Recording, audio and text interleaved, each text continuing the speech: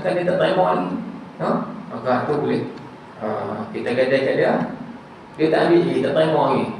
Lepas tu orang lain main beli kat kita, boleh dia tak izin, tak ada mana-mana. Siapa tu tak terima dulu, ambil dulu, boleh jadi hak dia untuk sebagai dua pegang kedai lah.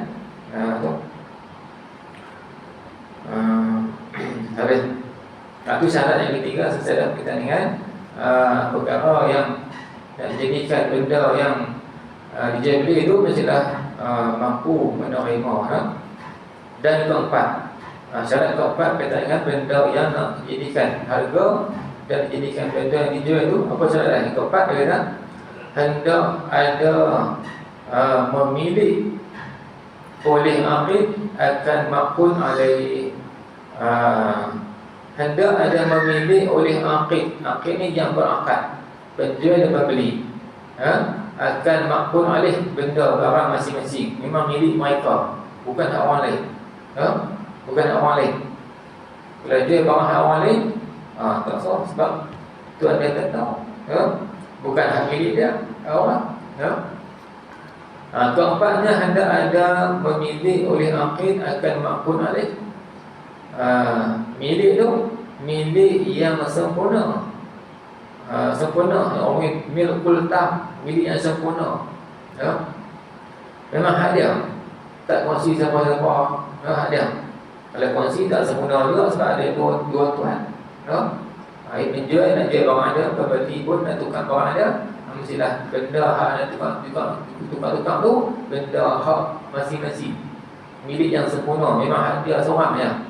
Kalau berkongsi, tak nama sempurna sebab ada dua tuan. Maka tak sah. Kalau orang nak jual benda yang kita kongsi dengan orang lain, sedangkan orang lain tak tahu. Guru kita tu, kawan kita share dengan tu, kita beli tu barang, share, duit, beli. Itu kita pun nak jual lah kita.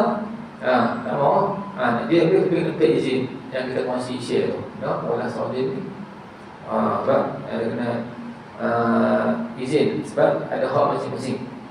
Tapi kalau hak kita semata-mata, memang hak kita tak kongsi daripada apa, maka tu boleh sah dia beli. Maka tidak sah menjual sesuatu yang belum lagi terqobatnya. Termasuk juga perkara yang bukan milik yang sempurna, dia tak qobat barang dia. Dia tak qobat. Jadi beli beras, contoh beli beras, beli kedai beli beras, kat dia beli, beras tak ambil pun. Tu tak tahu. Abang dah kat tuan kedai sagi nak ambil no. Ingat tak? Dia tak qobat lagi barang tu. Maka bukan dia hak dia. Kalau dia nak jual kat orang lain, tak apa, tetap yang tuan kedai lagi. Faham tak? Cukup ada orang kata dia beli beras ada sekampik lah ni, beras ni habis dah stok terang dah sekampik ni. Dan dia beli, angkat dia beli. Tapi dia tak berat, dia tak ambil pun. Sebab kata kedai kita tinggal sini tak no, saya ingin ambil. Sebab itu kan. Lepas tu orang lain main beli, orang lain main pula nak beli beras. Beras habis dah, tadi dah RM1, orang tu beli dah. Tapi dia tak berat lagi. Nak beli tu, di kawan tu habis tadi. Sebab saya nak beli beras tu. Tak boleh, sebab bukan milik dia, tak milik tuan kedai lagi. Kena qobat. Qobat ni terima dengan perbuatan. Terima dengan perbuatan. Contoh kita beli beras, beras ni termasuk benda yang ringan. Ringan ni yang benda kita ambil gitu kan. Kita beli ayam dah, kita beli ayam. Macam kata, kita beli ayam ni dengan harga RM1. Kita pun bayar RM1 ke dia, ambil, pegang, ambil. Bila kita pegang tu, ambil tu, jadi hak kita. Kalau dia mesti hak kita, tukar milik dah. Kalau tak ambil, tu itu ya. Penjual kita ni ayam RM1. Kita pun banyak duit, tak ambil duit itu. Hak tuan dia lagi. Orang yang beli kat kita tak sah. Sebab hak tuan dia lagi. Jadi kita kena ambil, pegang, ambil, jadi hak kita. Jadi qobat ni ada beberapa jenis perkara. Kadang kalau perkara tu yang jenis ringan macam ayam, macam makanan-makanan, gula, kopi tu ringan. Memang ada kita pegang ambil je. Jadi kita lah. Walaupun tak belak kedai ni, dalam kedai tu, dia pegang benda tu, hak kita dah.